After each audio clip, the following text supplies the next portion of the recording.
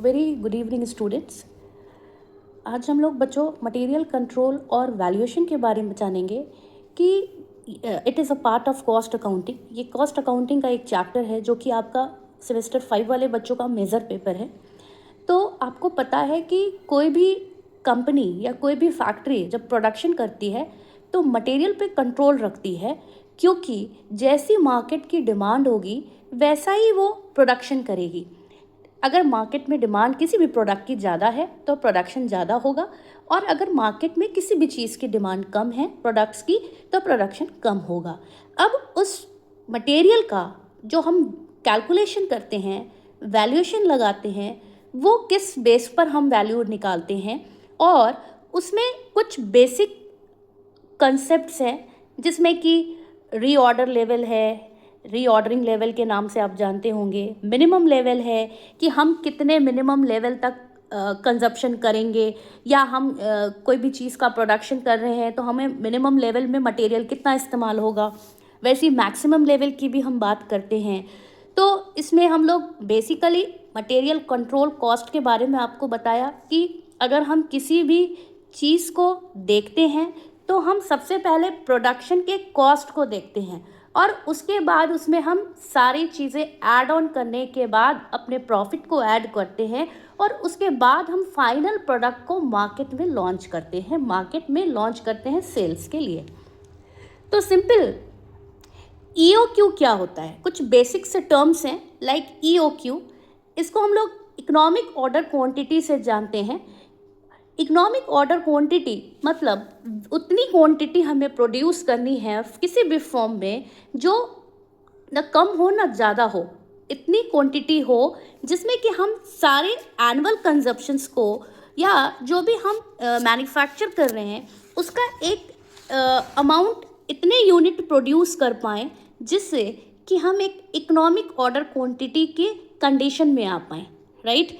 न ज़्यादा न कम, यानी यहाँ पर कॉस्ट की बात हो रही है। तो सिंपल हम लोग EOQ के बारे में बाद में जानेंगे। अभी mainly minimum reorder level, maximum level और रीऑर्डरिंग लेवल क्या होता है हम ये जानेंगे। तो सिंपल बच्चों, अगर हम रीऑर्डर लेवल की बात करें, रीऑर्डर लेवल मतलब आपने अपने ऑर्डर्स को कितनी बार रीऑर्डर किया है, यानी दोबारा ऑर्डर किया है। तो रीऑर्डर लेवल का अगर हम बेसिक फॉर्मूले की बात करें, कैलकुलेशंस की बात करें, तो maximum usage into minimum reorder period की बात होती है।